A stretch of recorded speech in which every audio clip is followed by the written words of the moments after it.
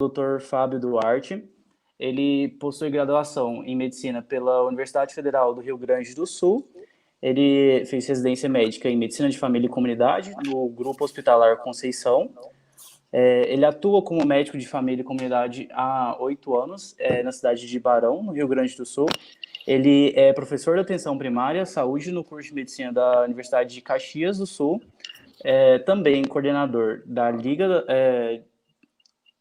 de Saúde e Espiritualidade da Universidade de Caxias do Sul.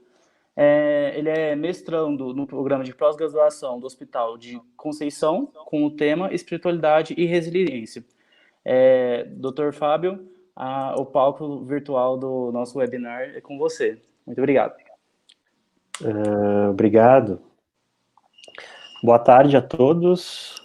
Queria agradecer aí o convite da Fernanda, que foi quem começou a Liga em Caxias comigo há uns anos atrás, e fico feliz aí dela continuar envolvida com todo esse movimento, né, que a gente tem visto crescer bastante, de estudos de espiritualidade, e fico contente de poder participar de eventos como esse. Então, nós vamos falar um pouquinho de espiritualidade e resiliência, que é o tema do meu mestrado, que já foi finalizado, tá? Isto foi o que eu estudei agora como tese, e a gente vai tentar entender um pouquinho qual é essa correlação de espiritualidade e resiliência, tá? Então, vamos começar um pouquinho pelo conceito. Eu sei que vocês já devem estar apropriados desse conceito de espiritualidade. Eu gosto muito do conceito da Puchalski, que fala em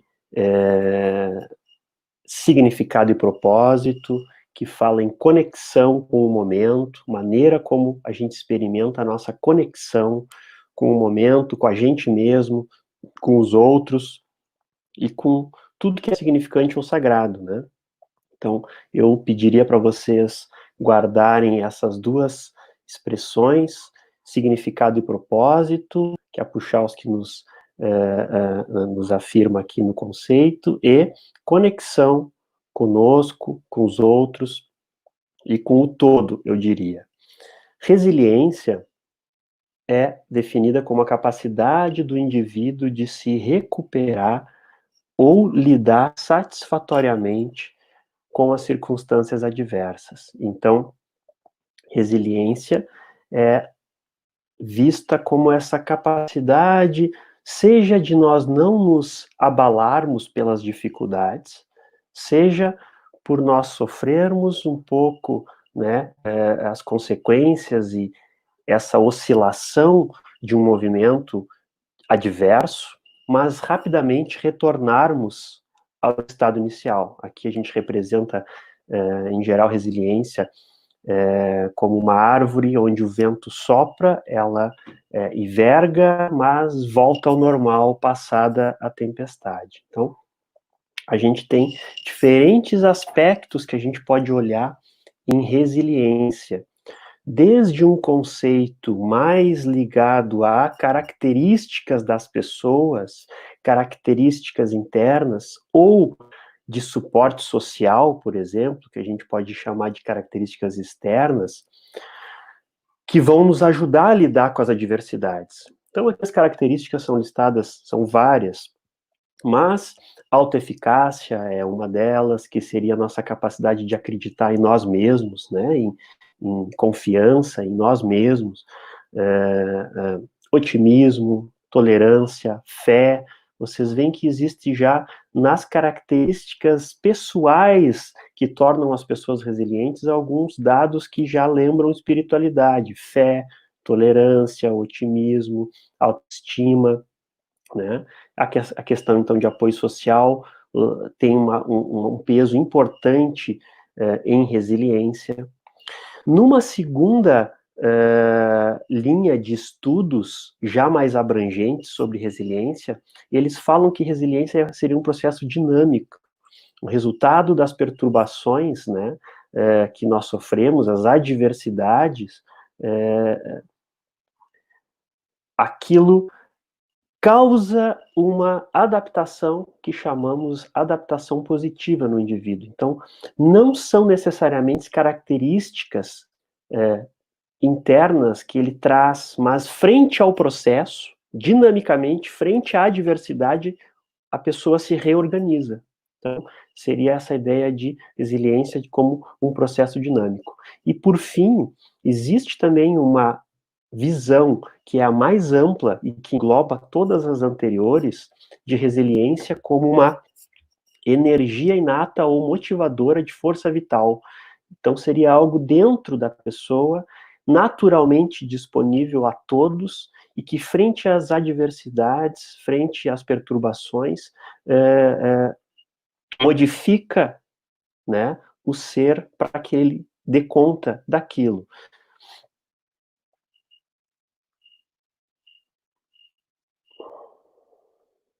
Esse conceito mais amplo, né, dessa terceira linha de estudos de resiliência é o que a gente chama de paradigma metateórico,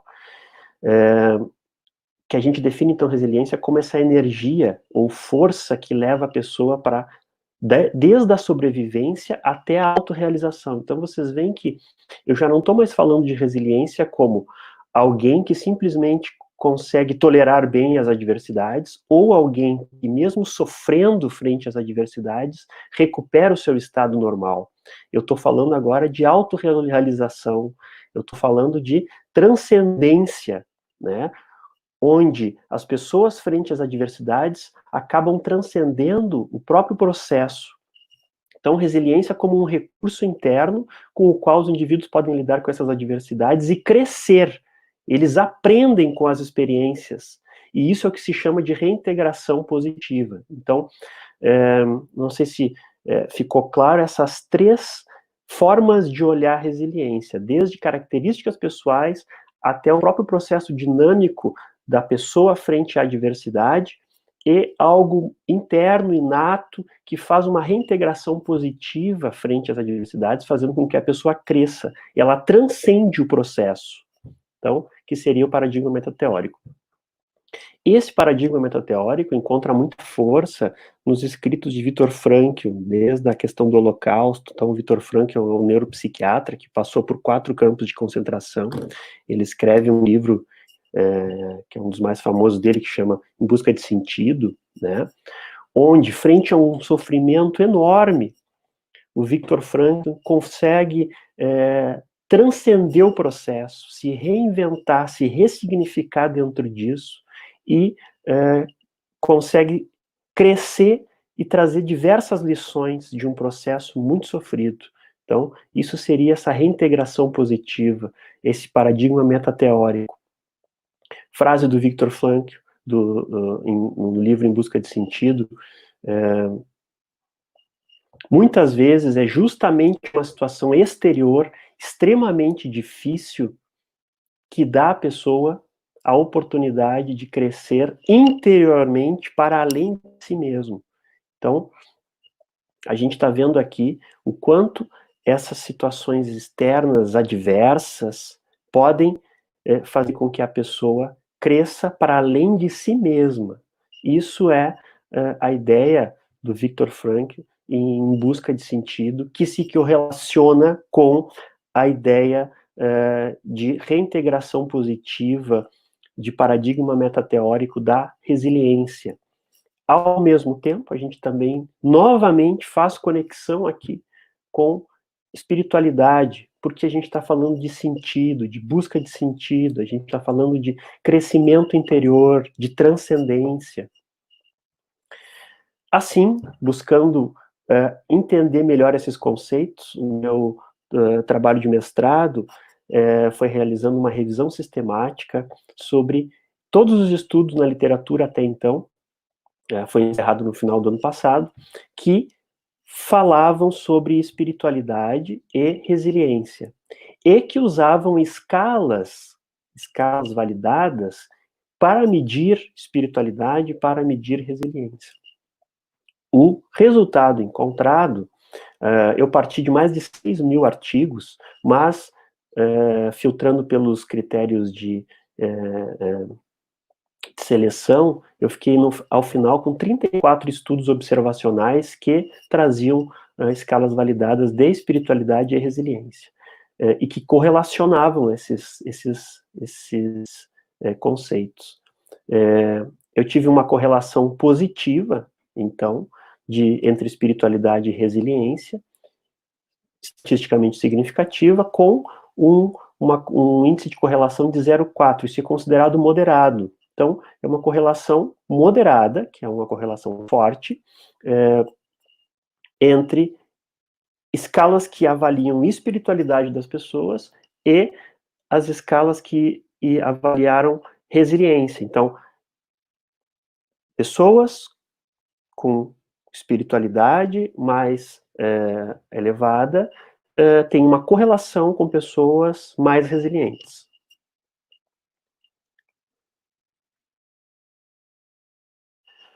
Concluindo em relação ao meu trabalho de revisão sistemática, a conclusão foi que abordagens terapêuticas com foco na espiritualidade, então, abordagens terapêuticas que estimulem espiritualidade, podem resultar em fortalecimento da resiliência.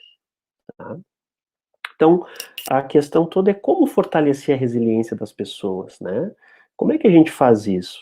Então, dentre todas as coisas que a gente comentou, de fortalecer aquelas características pessoais, de fortalecer o contexto social, de apoio social, né?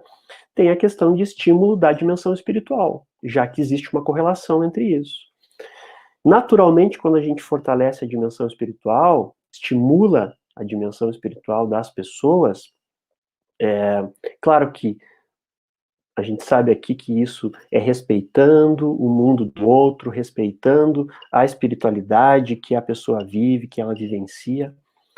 Nós vamos fortalecer fé, nós vamos fortalecer autoeficácia, autoestima, otimismo, e isso também são os fatores lá, características pessoais relacionadas à resiliência, se vocês lembram que a gente falou no início. Então, estimular a dimensão espiritual pode fortalecer sim a resiliência das pessoas para que elas lidem com as adversidades. Agora, a outra questão é como que a gente entra nessa dimensão, né? Como que nós vamos mexer e acessar isso? E aí, a proposição, inclusive a partir das próprias colocações posteriores que eu vou fazer, e já fazendo uma menção lá à busca do sentido do Viktor Frankl, a abordagem a partir do próprio sofrimento pode ser um dos caminhos para que a gente fortaleça a dimensão espiritual das pessoas. Como isso? Por que abordar o sofrimento? O Tuck, esse autor, fala que a busca por sentido, a busca da vida, ela é motivada pelo sofrimento, porque o sofrimento movimenta as pessoas, ela tira as pessoas da zona de conforto. Ainda esse autor, nesse artigo, menciona o sofrimento pode agir diretamente no processo de transformação, como exemplo, doenças graves. Vocês vão ver, eu tenho muitas situações, eu trabalho há 10 anos como médico de família numa comunidade rural, e tive a oportunidade de poder acompanhar já muitas pessoas ao longo do tempo. E tive várias experiências muito interessantes, inclusive foram experiências que me motivaram a fazer essa correlação de espiritualidade com resiliência. Por exemplo, eu tenho uma paciente de 30 anos que já teve um câncer de mama, ainda está em segmento, mas já está fechando os 5 anos, pós-tratamento, fez químio, rádio. E eu conhecia ela antes, fiz o diagnóstico junto com ela dessa doença e até o momento de hoje. Ela mudou completamente após uma doença grave, como essa que colocou em risco a vida dela. Ela era uma pessoa muito insatisfeita, rancorosa, com muitas preocupações, e isso são palavras dela, não sou eu que estou apontando. Ela me relata que após o evento, desse adoecimento e todo o sofrimento que ela passou, ela se transformou a tal forma que hoje ela chega a ter uma capacidade de gratidão frente a todo o processo que ocorreu. Inclusive, eu pedi para ela escrever um relato, ela escreveu um relato de 8 páginas sobre todo o processo de transformação que ela sofreu frente a esse adoecimento, esse tumor de mama. E é lindo, né, ver esse processo.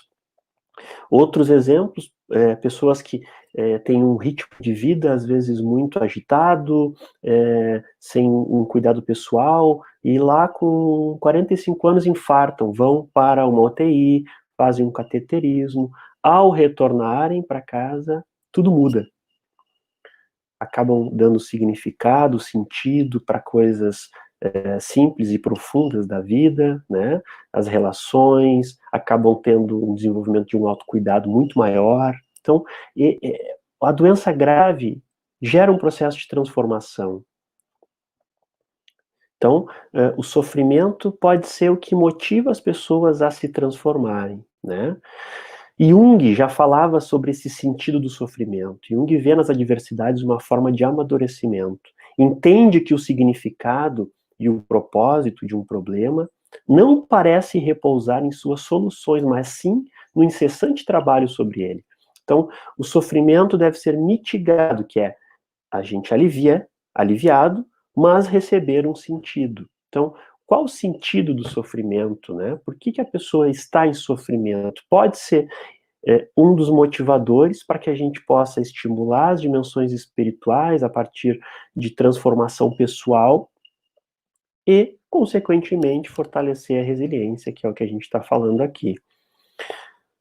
Kübler-Ross, né, uma médica e psiquiatra que trabalha com tanatologia, trabalhava, né, teve muitas vivências de transformações em pessoas em situação de final de vida. Entende as diversidades e as tragédias como chances ou oportunidades de crescimento, como desafios essenciais necessários para que haja transformação e desenvolvimento pessoal.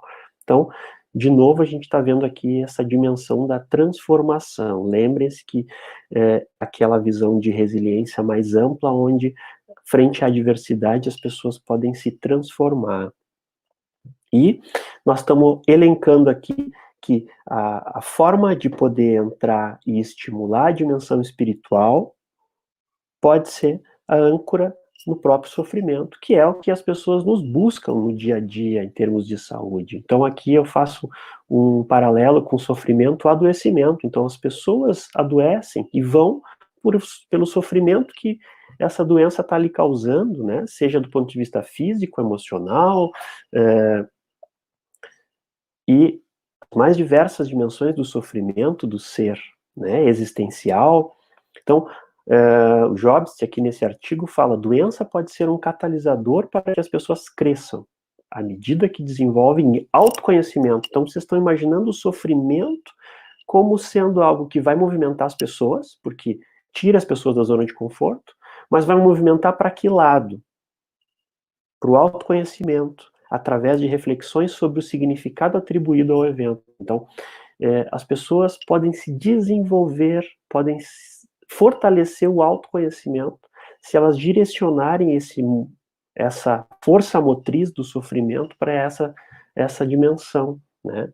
Como a dimensão espiritual é algo relacionado a isso, né? A autoconhecimento, a percepção de si, a sua conexão com o mundo, com outras pessoas. Então a doença pode ser um catalisador para que a gente fortaleça essa dimensão do autoconhecimento e de uma forma mais ampla da espiritualidade como um todo, né? Considerando o adoecimento como um desequilíbrio, que eu acho que nós aqui que nos debruçamos sobre o estudo de espiritualidade e saúde, temos essa noção, essa percepção, considerando que o adoecimento seria esse desequilíbrio, tanto, né, um produto de um processo de desarmonia em várias dimensões, né? Então, desde uma desarmonia física, emocional, espiritual, eu diria que até a ordem aqui está invertida, né?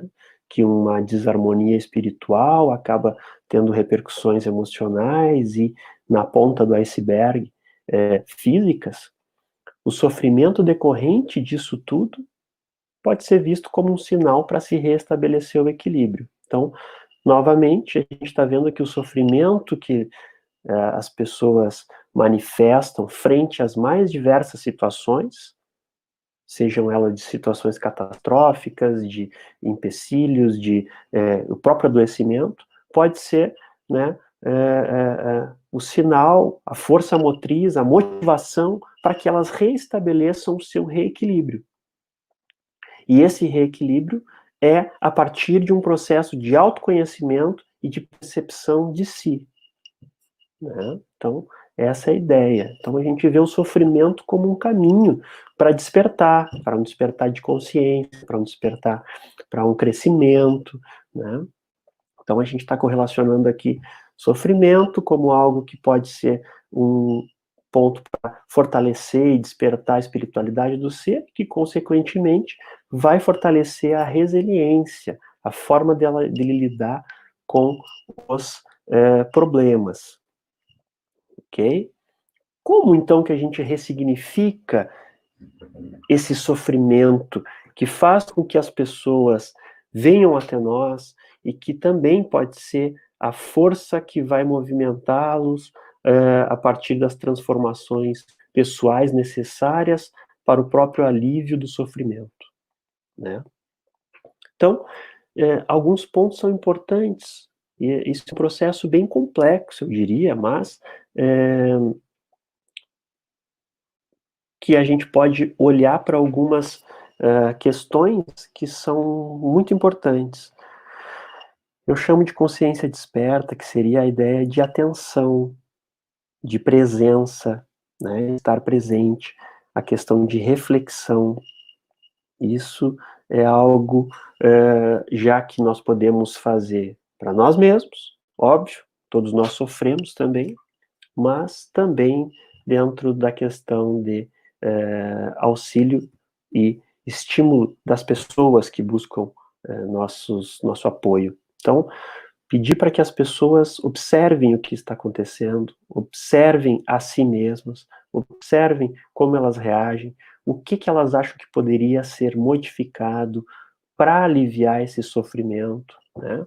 Por exemplo, é muito comum a gente ter pessoas que vêm consultar por dor de cabeça, cefaleia tensional, e que não adianta simplesmente dar remédios para uma cefaleia tensional, quando muitas vezes a base de uma pessoa que é extremamente, digamos, perfeccionista ou insegura, está fazendo com que ela acumule tensões diariamente. Então é preciso fazer com que ela, a partir de um olhar atento, chegue a esses motivos mais profundos e se transforme para que o sofrimento que trouxe ela até a consulta seja realmente aliviado, né? Flexibilidade é a ideia de estar aberta a mudanças, né? Então, também não adianta eu achar que sou assim, ou que as pessoas são daquele jeito. Então, se eu estou falando em ressignificar, eu tenho que estar aberto à mudança. Então, é um passo importante. As pessoas têm que estar atentas ao que está acontecendo, atentas às suas próprias emoções, aos seus hábitos, às suas tendências. Elas precisam estar abertas para modificar isso quando necessário, né?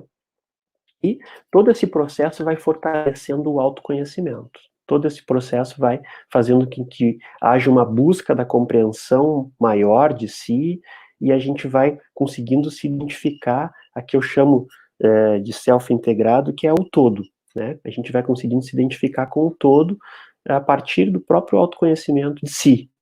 Nós vamos aprofundando nosso autoconhecimento e vamos nos dando conta a partir disso, chega a ser paradoxal isso, né? Quanto mais nós nos conhecemos, mais a gente vê como estamos conectados com o todo.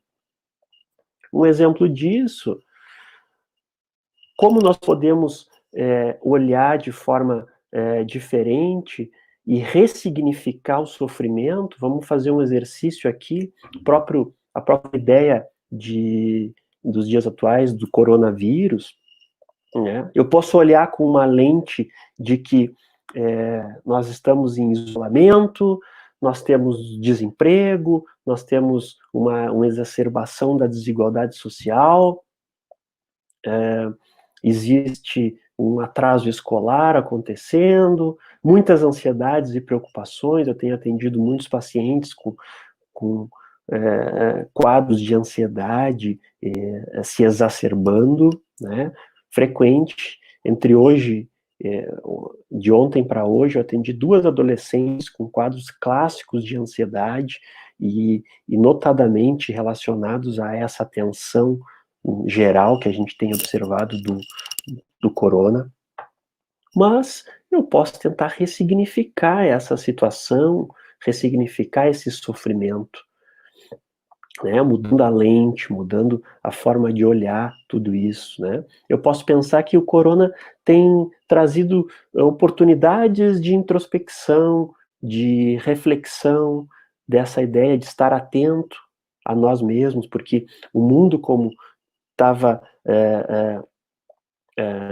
andando, né, como as coisas estavam acontecendo, com um dinamismo muito grande, onde pouco momento reflexivo, né, as pessoas estavam tendo a oportunidade de vivenciar, e notadamente a gente tem visto aumentar enormemente todas as questões relacionadas à própria espiritualidade, a períodos de meditação, de reflexão, tem sido muito interessante. Então, estou tentando olhar a questão do Covid de uma outra forma. Nós temos visto muitos exercícios, exemplos de solidariedade muito interessante, né? Então, as pessoas estão se manifestando de outra forma. A interconectividade, que é um pouco da gente perceber como estamos todos relacionados, né? Então, algo lá que acontece na China tem uma repercussão enorme em pessoas de um outro lugar, pessoas tanto de nível social mais alto, acabam também tendo uma correlação e se sentem frágeis muitas vezes frente à possibilidade de pessoas de uma outra classe social utilizarem os leitos da UTI. Então, a questão de se dar conta de que todos estamos conectados é um fator positivo que tem movido e movimentado aqui as pessoas a partir, né, do que tem acontecido nos últimos meses. Nós temos visto exemplos enormes de criatividade, as pessoas se reinventando. Então, de novo, mesmo quem se achava assim, não, eu sou assim, eu faço dessa forma e é isso, teve que talvez se reinventar a partir de um momento de necessidade, e isso é rico, porque faz com que as pessoas não se fixem às formas, né? As pessoas têm essa capacidade livre de se reinventarem. Saúde planetária, a gente tem visto como tem ficado relevante a ideia da poluição do planeta, a questão, né, de reformular todo o nosso processo de consumo, de produção, né? Acho que nós vamos sair dessa crise com várias direções novas e muito lindas, assim, para que a sustentabilidade se fortaleça no nosso, né, sistema social, o que antes não estava acontecendo, né? Fé e confiança, acho que é uma grande possibilidade de estímulo da fé e confiança. Por quê? Porque nós não temos controle de nada. E acho que o Covid tem mostrado o quanto, muitas vezes, tentar controlar situações e coisas nos causa estresse e não tem nenhum sentido. Aí chega algo como isso que ninguém esperava e muda tudo, né? Então, é importante poder olhar essas dimensões. Eu gosto desse desenho que fala um pouquinho de quem quero ser durante o Covid. Então, desde uma zona de medo, onde eu posso me irritar facilmente, as pessoas estavam comprando muito, isso aqui saiu logo no início do Covid, vocês já devem ter visto, provavelmente. Quem não viu, eu achei bem interessante. Pânico, até uma zona de aprendizagem, né? Então nós estamos aqui ampliando nossa visão, ampliando a consciência, começa a soltar o controle, vejam bem a importância disso, chegando até uma zona de agradecimento, de crescimento, onde eu posso agradecer a situação, porque eu estou olhando todos esses benefícios que estão aparecendo, né? Eu estou vivendo o presente, não estou mais fazendo planos simplesmente, viver do futuro, né? Ou preocupado com coisas do passado, estou vivendo um dia de cada vez, eu estou encontrando um propósito dentro disso tudo. Eu penso como posso ajudar os outros, então, solidariedade, fraternidade. Então, vocês veem que existem várias formas, né, da gente lidar com a adversidade, é isso que eu estou querendo mostrar. E o sofrimento do próprio corona, da própria questão do Covid, pode ser um dos exemplos do que eu estou aqui falando, que nos ajuda a fazer escolhas de como lidar com aquela situação. E nós podemos escolher fazer com que esse sofrimento, essa adversidade, a partir do fortalecimento da dimensão espiritual, de tu construir sentido para aquilo, de tu reformular a si mesmo frente àquilo, de nós crescermos, né? Então a gente fica nessa busca de sentido. Então nós escolhemos que caminhos nós vamos seguir. Ou eu brigo com a situação, fico inerte e culpabilizo tudo que acontece, me sinto uma vítima da situação, ou eu construo o meu caminho frente à situação adversa que aparece, né? E isso tem relação com espiritualidade e isso vai fortalecer a resiliência.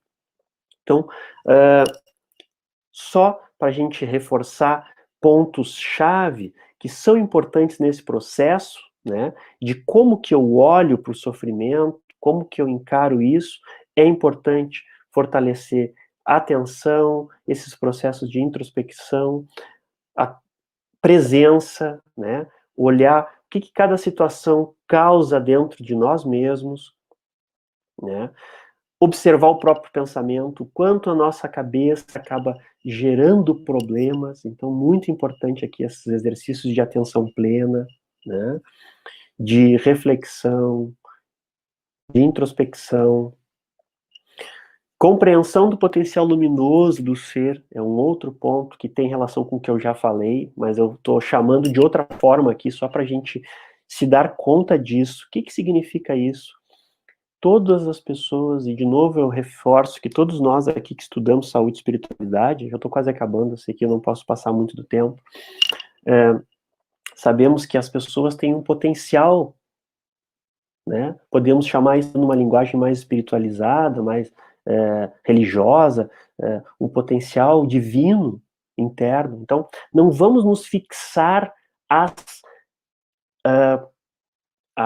diferentes apresentações, as diferentes manifestações que as pessoas estão vivendo naquele momento, né? Então, o que eu quero dizer? Quando a gente olha uma pessoa que vai ter vários pontos positivos, também vão ter vários outros que são manifestações que às vezes ela está um pouco atrapalhada com a própria vida e com, né? Não vamos nos fixar ao negativo, vamos tentar olhar além das manifestações das pessoas. E isso não só para atos, e aqui falando de questões morais e todas as demais manifestações de um ser, mas a própria questão da doença. Não vamos nos fixar apenas no diagnóstico, na doença, vamos olhar o potencial de luz que cada um tem. Isso naturalmente nos ajuda a entender que nós não somos fixos. As pessoas, e mesmo nós, estamos manifestando uma determinada forma neste momento, mas nós não somos isso, nós podemos ser o que nós quisermos, dentro desse potencial divino criativo, né? Então, essa não fixação, essa capacidade de transmutar, serve muito para que a gente entenda as pessoas, a gente não julgue nem a nós mesmos, nem aos outros, a gente tem uma capacidade maior de aceitar, a gente olha e diz, ela está se manifestando daquela forma, mas ela não é isso. As pessoas são muito mais do que elas mesmo se manifestam. né? Isso naturalmente faz com que a gente desenvolva perdão e compaixão. A essência da compaixão é justamente isso, entender que as pessoas são muito mais do que a própria manifestação delas. E aí a gente se movimenta para ajudá-las, né? A tentar descortinar e manifestar essa essência pura, luminosa e com muitos potenciais que muitas vezes nem elas mesmas estão conseguindo se dar conta que existe dentro de si, né? Muitas vezes nós, né? Nós mesmos. E aqui a compreensão de novo da interconectividade, que é essa questão do todo, né? Da questão de unicidade, né? Então, a gente cada vez mais perceber uma noção de não dualidade. O Corona, de novo, tem nos auxiliado a olhar para essa dimensão, a questão de fraternidade, né? Se tudo está conectado, ajudar o outro é ajudar a mim mesmo. Então, a caridade, o auxílio, eles se tornam naturais. E também, sabendo que tudo está conectado, é natural a preservação do planeta. Então, são pontos-chave, assim, eu diria, interessantes para que a gente possa, a partir disso, tentar se movimentar e fazer por entre as dificuldades e a partir do sofrimento, estimular essas dimensões, que de certa forma é falar sobre estimular a espiritualidade e fortalecer a resiliência. Então, como um esqueminha aqui, já finalizando, nós temos um sofrimento, seja das pessoas que nos buscam, ou nós mesmos, né? Que a gente vai, a partir desse sofrimento, se sentir motivado a sair de uma zona de conforto, e nós podemos e devemos, a partir desse sofrimento, olhar para esse sofrimento com uma ideia de responsabilização, né? Não assim, de projeção. Os outros são responsáveis pelo meu sofrimento, a sociedade é responsável pelo meu sofrimento. O sofrimento, com uma ideia de responsabilização, eu vou querer olhar para dentro de mim. O que eu posso modificar dentro de mim, e isso é autoconhecimento, para que eu possa transpor aquela diversidade, né? Então, olhar para dentro de mim, com atenção, com essa ideia de que tudo é conectado, de que somos uma essência não fixa e que pode se manifestar com todo o potencial, me ajuda a olhar a partir de uma outra lente, que nós chamaríamos de ressignificar aquela situação, ressignificar o próprio sofrimento. E a gente viu que a ressignificação desse sofrimento faz com que eu mude, né, a perspectiva. E naturalmente, quando eu mudo internamente a minha perspectiva, aquilo deixa de ser um problema. Eu passo a ver outras características daquela situação, ou daquela pessoa, o que for que me incomoda, o que for que me traz sofrimento. E aí isso é naturalmente resiliência. E isso é um movimento de transcendência. Eu não só ultrapasso o sofrimento, mas eu adquiro habilidades novas para lidar com outras situações que podem ocorrer, que vão sempre ocorrer ao longo da vida, né?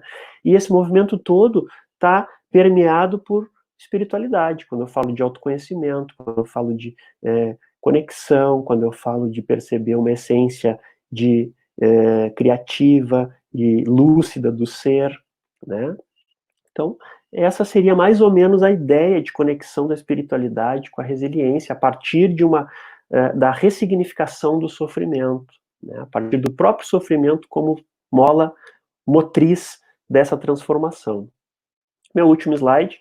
Então, a capacidade de superar as adversidades se relaciona com a capacidade de se ressignificar frente ao próprio sofrimento. Então, vocês percebam o que acontece, né?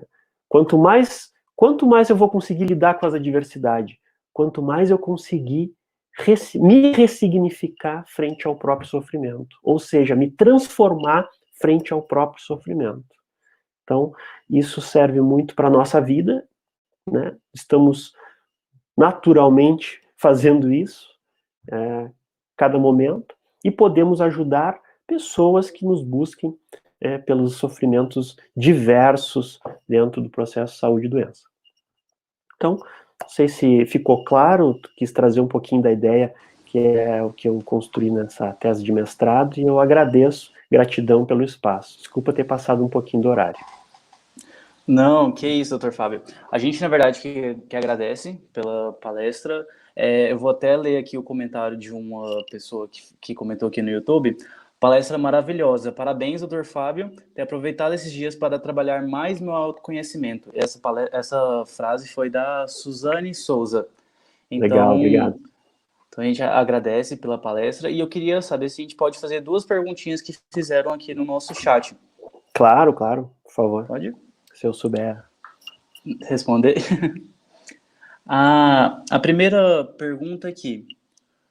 Quais os desafios de trabalhar a questão de resiliência com os pacientes nas consultas médicas? Acho que, até dentro do que a gente estava falando, o grande desafio é as pessoas estarem fixas numa manifestação que elas acreditam que aquilo é daquela forma, né? Então, elas não estão abertas à transformação, porque é muito difícil falar de resiliência se elas não estão abertas a se transformarem, se elas não reconhecem esse potencial, né, que elas podem se manifestar de outras formas. Então, a gente vê muitas pessoas que estão em sofrimento e que não conseguem vislumbrar nem sequer a possibilidade de se modificarem para que aquilo cesse. Elas querem que a parte externa toda se reformule para se adequar a padrões que elas estabeleceram. Isso é uma grande dificuldade para que as pessoas desenvolvam resiliência. Tá certo, obrigado.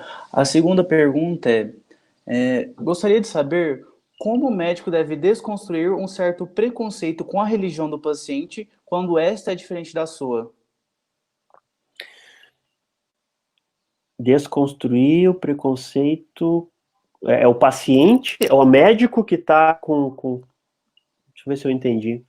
O paciente tem uma religião diferente da religião do médico. Então, como desconstruir esse preconceito entre religiões diferentes? Tá. Primeiro, assim, do ponto de vista do profissional, o preconceito é algo que também precisa ser trabalhado, né? Antes mesmo de estar em contato com essa dimensão das pessoas. A gente deve, né, de certa forma, como profissional, buscar a compreensão, saber que existem as diferentes religiões, que são todos caminhos que levam e que apontam para um mesmo norte, para uma mesma direção, mas que existem, assim como existem diversas linguagens diferentes no mundo, mas tu pode falar a mesma coisa nas diferentes linguagens, as religiões representam isso. Então, esse preconceito, se ele existe por parte do profissional, isso já não é uma boa coisa, isso já vai atrapalhar a relação médico-paciente, vai atrapalhar a empatia, já não vai se construir uma relação médico-paciente adequada para comunicar e para falar sobre essa dimensão. Agora, se o médico tem uma determinada religião, o paciente tem outra, como é que a gente fala, falando assim, antes de manifestar preconceito, né? Não estou nem falando de preconceito, mas como é que a gente pode entrar numa linguagem comum? Aí a gente pode ter diversas formas, e existem diversas questões de habilidade de comunicação, de falar sobre transformações. Vocês viram que a gente aqui, eu tentei falar de diversas formas que eu não estou tendenciando para nenhuma religião ou outra, apesar de ter colocado o Buda ali, mas o budismo, mas existem formas de falar com as pessoas sobre transformação, sobre se reorganizarem, né, que não necessariamente passa pela religião, de nenhum dos dois, em termos de linguagem. Então, mas assim, o preconceito é muito importante que a gente cuide. Nós não devemos nunca impor para o paciente a nossa visão. Sim. Isso que é tão importante que o profissional, os profissionais, possam compreender as diversas visões e entender que cada pessoa se movimenta dentro da sua visão de mundo. E dentro disso a gente imbui essas noções de transformação, de não julgamento, de apoio, e isso vai andando nesse sentido. Obrigado, doutor Fábio. Deixa eu só te fazer uma pergunta. Surgiu aqui mais uma pergunta no nosso YouTube. Posso fazer essa pergunta? Pode, por favor. Doutor Fábio, você acredita que o temperamento de cada um possa influenciar em uma facilidade maior ou menor de ressignificar o sofrimento? Por exemplo, melancólicos parece ser mais difícil. Às vezes entra um critério psiquiátrico nisso, uma pessoa que ela tem algum tipo depressivo, mas assim, ou senão, como a pergunta trouxe, temperamento, existe alguma dificuldade de lidar quanto aos temperamentos? Acredito que sim, porque a gente sabe, por exemplo, que existem características das pessoas que são mais difíceis de serem modificadas. Por exemplo, a gente vai falar de uma mudança de humor, é algo mais fácil de se transmutar numa pessoa do que muitas vezes alguma característica de personalidade já mais arraigada, já mais, Sim, né, que tem um certo engessamento. Mas eu vou te dizer que eu tendo a olhar todas as coisas, eu acho que isso é um exercício, além daquela própria manifestação. Então, entender que mesmo uma pessoa melancólica ou com alguma traço de personalidade, se nós olharmos para o potencial, vamos dizer assim, espiritual dela, de uma essência, de um ser que está ali numa caminhada, a gente entende que aquilo é um momento que ela se manifesta daquela forma, né? Pode ser que nessa vida a gente não consiga fazer e ela se transforma, nós não fazemos nada, mas a pessoa não consiga se transformar naquele sentido, mas olhar para além disso é um exercício, e olhar sim, além das manifestações não significa que elas já vão se transformar. É a mesma ideia de que tu semeia e tu não te importa se vai nascer, né? O nascer cabe, vamos dizer, a Deus. A gente semeia. sim. Então, a gente olha para as pessoas além do que elas manifestam. Mas nem sempre a gente vai estar aí para ver elas se transformarem, né? É a mesma coisa que a gente olhar, por exemplo, para uma pessoa que comete um crime grave e entender que ela tem um potencial luminoso além do que ela fez de barbaridades, de atrocidades. É um exercício sempre de compaixão. Então, é mais difícil, o melancólico talvez sim, mas não vamos perder esse impulso de poder olhar o potencial além das manifestações. Tá certo. Muito obrigado, doutor Fábio, pela palestra. O pessoal já até está sempre falando que excelente explanação do professor, incrível. O pessoal está muito satisfeito com a sua palestra, então vale o feedback. Que Então, bom. muito obrigado em nome da Alegres, em nome da Fernanda, que é a nossa coordenadora geral da Alegres. A gente agradece, viu? Muito obrigado.